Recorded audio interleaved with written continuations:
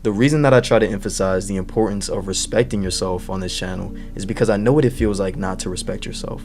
And I found myself in countless situations where I chose not to respect myself for whatever reason. I'm trying to be deliberate with the fact that I'm saying that we're choosing not to respect ourselves, because at the end of the day, it's nobody else's responsibility to hold you accountable. There's always going to be somebody that's influencing you to disrespect yourself. That's unfortunately just life. It's an obstacle that we have to go through. It's an obstacle that we have to persevere through. But at the end of the day, it's still your choice whether you let those influences actually dictate your decisions or not. It is nobody else's responsibility to hold you accountable. It's nobody else's responsibility to make sure that you're doing what you're supposed to be doing. We make the choice to disrespect ourselves on a day-to-day basis. And it's so important to recognize what that looks like in our day-to-day lives, because if we don't do that, then we're not going to recognize how to fix it or how to change or how to do anything to prevent that. But I really just wanted to share a few situations where I felt like I chose not to respect myself for whatever reason. And maybe me visualizing it, maybe me putting it into words can help you recognize that these are such subtle things that we're all doing on a day-to-day basis. And hopefully you get some value out of that. The first notable time that I chose to disrespect myself was my sophomore year of high school, where before this, let me give some context really quick.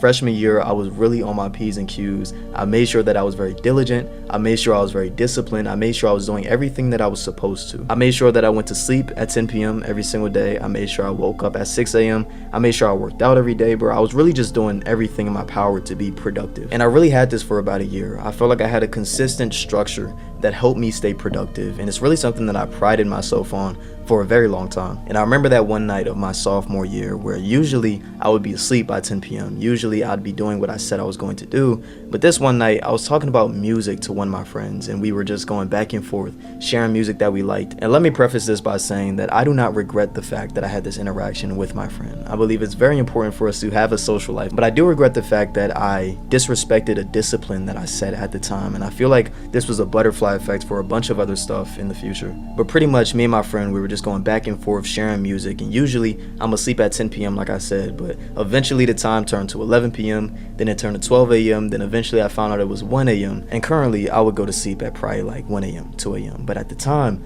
this was such a foreign concept to me. I'm always asleep by 10 p.m. I'm always making sure I get 8 hours of sleep because I had to be up by like 6 a.m. in the morning the next day because it was school day. And now thankfully I have the freedom to sleep in or stay up when I want to because I'm in college. It's summer. I can make my own schedule, all that type of stuff. But yeah, eventually one night turned into 2 nights. 2 nights turned into 3 nights. 3 nights turned into an entire year of me having poor sleep, me not getting 8 hours of sleep, me not doing exactly what I said I was going to do that year prior. And I really want to emphasize the fact that it was a choice that I made. It was one choice that I made that acted as a catalyst to my poor sleep schedule. And of course at the time it didn't really seem that serious. And even now it might not sound that serious. But when you tell yourself that you're going to do something, when you pride yourself on something, when you pride yourself on a discipline that you've had for a long time, and then you notice yourself slowly regressing, you notice yourself slowly choosing to disrespect yourself on a day-to-day basis, it starts to affect your mental health, it starts to affect your mentality. It makes you feel like you can't accomplish the things that you want to accomplish because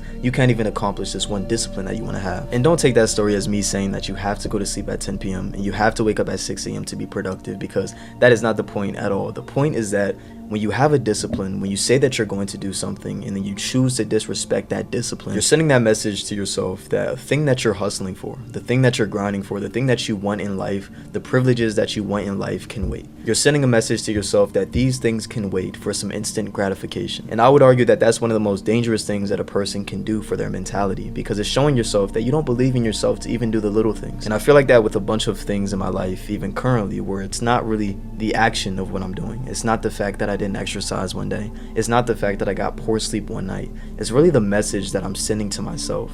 And eventually when that becomes a consistent thing, when you consistently start to sleep in, when you consistently start to miss workouts, eventually that sends a message to your brain. And eventually you're going to start viewing yourself as a little less than you actually are. And even though that was one choice of me disrespecting myself and that seemed like the catalyst that started everything, that was definitely not the most important time that I disrespected myself. I would argue that the worst way and the most subtle way of you choosing to disrespect yourself is really just biting your tongue. And I feel like it's something that so many people do without really recognizing the impact that it's going to have on them. But I really just want to share my story just so you can see how influential that choice actually is on your life. Every single time I bit my tongue when it was something that I didn't like, it was some disrespect that I had to let slide. It was so many things that I feel like I had to bite my tongue over. Every single time I bit my tongue, it really sent a message to my brain that this person's feelings were more important than mine. I can suppress my emotions, I can suppress the way that I feel because I don't want to hurt another person. So I'm going to bottle this stuff up. I'm going to disrespect myself by letting people talk to me in a way that I know I didn't deserve. I know I didn't really want, but I still let it happen at the end of the day because I chose to disrespect myself. And if you've watched my channel before, then you know that I used to be a huge people pleaser, and I still have my moments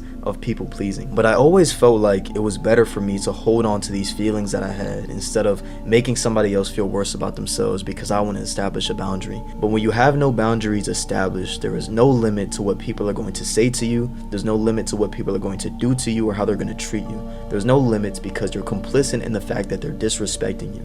You're choosing to let them do that. If somebody steals money from you and you don't say anything, you let them feel like they've gotten away with it, they're going to continue to do that until you say something. And even if you say something, they're going to say, hey, you've let me do this before, why is this any different? When you don't establish those boundaries, like I said, there's no limitation to what they're going to say to you or what they're going to do to you. So not only did you choose to disrespect yourself by not establishing those boundaries or not establishing those limitations that a person should be having towards you, but you're somewhat complicit in the fact that they're going to continue to disrespect you until you say something about that. You do not have to people please. You need to love yourself and have that confidence in yourself that you don't need to seek that love from another person. Because that's essentially what biting your tongue and people pleasing really is. When you bite your tongue, you want to spare that person's feelings because you want to be that nice person that everybody sees as easygoing or a chill guy. But you need to recognize that the things that people are saying to you, they mean something. The way that people treat you, it means something. You biting your tongue, those feelings that you have, they mean something. And if you keep suppressing those emotions that you have, if you keep tolerating disrespect, you're never going to be that person that you want to be because you're never going to have that confidence that you can do what you want to do. And like I said, this is something that I've been battling with my entire life, and I'm currently battling that as well, but I'm getting better with it. But the one thing that I can say that genuinely changed my life and has consistently helped me grow and validate my own emotions